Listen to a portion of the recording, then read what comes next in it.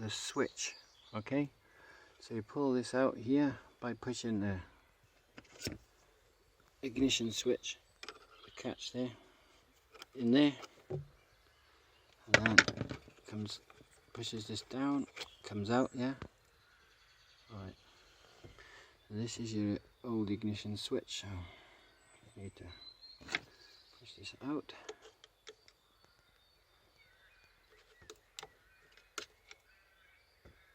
Oh, it's a bit stuck. What you do is, oh, I gotta get that off.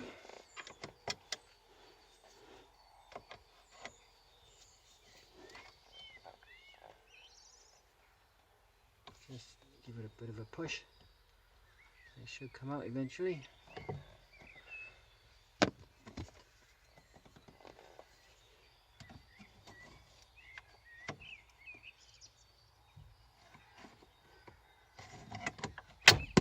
Yeah, so okay. So now you know how to remove an ignition switch, yeah? There it is. That's the old one. Okay. And this is your new one by here. So you just put it in the reverse of the way you put it in. It goes in that way. No, it doesn't. It goes in that way. Okay. So it goes in that way so that the key part is at the back. Okay. And that'll slot in there, like so. Okay, so now we've changed that.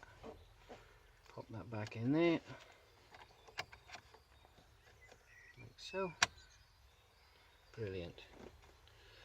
Then what we want to do is get the key, see if it'll fire up.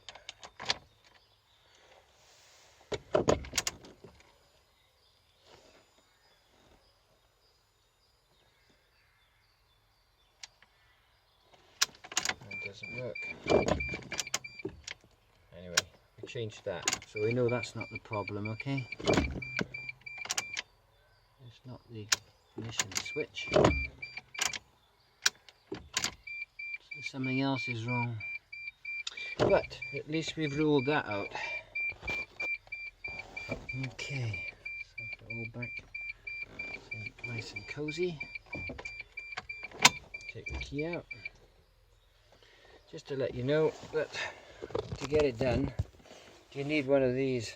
It's an Allen key, but it's not the right size. Even in professional toolkits, you have to file it down. See how I filed it down a bit? And then it'll fit these little 3 screws, which goes on there. See them? They go in there. Okay. And on the top here, you see that little catch there? That slot, you push the screwdriver into that little slot there when it's up on here, okay? And then that gets it undone. So you just turn the Allen key out of there. Once you get it to fit, put a bit of effort into it and turn it, and it comes out. And that's your job done. You see that's where the catch you're pushing down. See that there? You just push that down slightly, and then you can party company like that. So easy.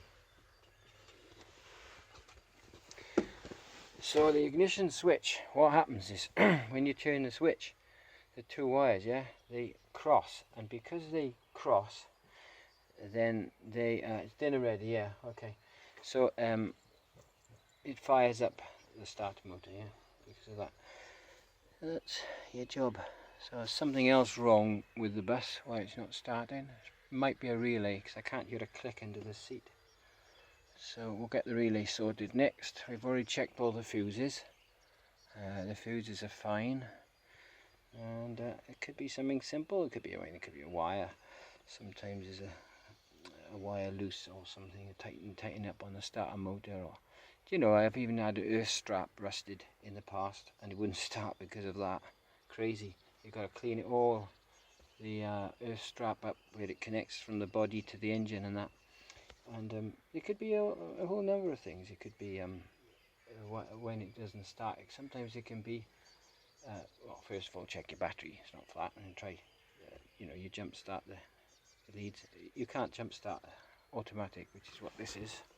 Okay, and just to show you that all the lights come on. You see how the lights are all coming on there? So everything's functioning as it should. The immobilizer, can you see it going off? Watch. See? There's the immobilizer, and it doesn't work. Right.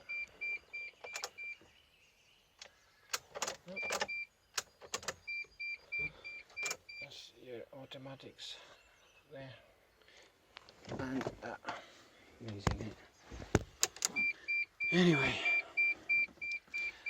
I have to look at it and get it sorted out later. There's so many different things it can be, In the old ones, they used to have a problem with the starter motors in the winter. There used to be a problem with them, because they used to get damp going into them, and they used to freeze, and that used to cause a problem. I used to change it because of that. I was looking at Bible text there. So I like to do my sermon preparation as well, while I'm memorizing my sermons, and I do some more preaching. What's that? Yeah. Okay. I have to remember, look at that. Yeah, Jesus is the way, the truth, and the life. And there's no other way to heaven but by Jesus. But you know what? He went up in a chariot, Elijah, and it says he had a fiery horses and a chariot. I tell you what, if you can get that type of horsepower in heaven, I'd swap it any day for a car down on this earth. I would much rather have a flying horses to zoom through the sky, feel the warm air in your face. Elijah was amazing. He had some angels' food, and he ran faster than the horses. Amazing. For 40 days he lasted on that food. Moses was up a mountain for 40 days when he got the 10 Commandments. And 40 days Jesus was in the wilderness before he went preaching. So that's that job done. And there you go. I'm off. Get my dinner. Bye.